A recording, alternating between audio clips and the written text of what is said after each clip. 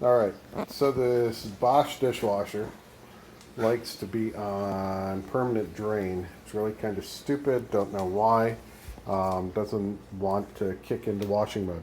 So what we're going to do is we're going to do a simple workaround on it. You know, load your soap up, right? I like using power scrub mode, hit start, and then we're going to sit here and we're going to let it. It'll normally drain for a few seconds. If you listen, there it is.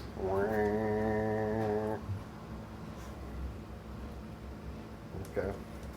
And that's going to stop in a second. There, okay, stopped. It's going to start filling.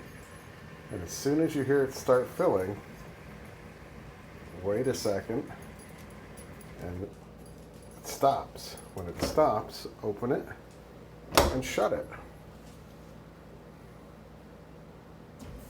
And it keeps filling.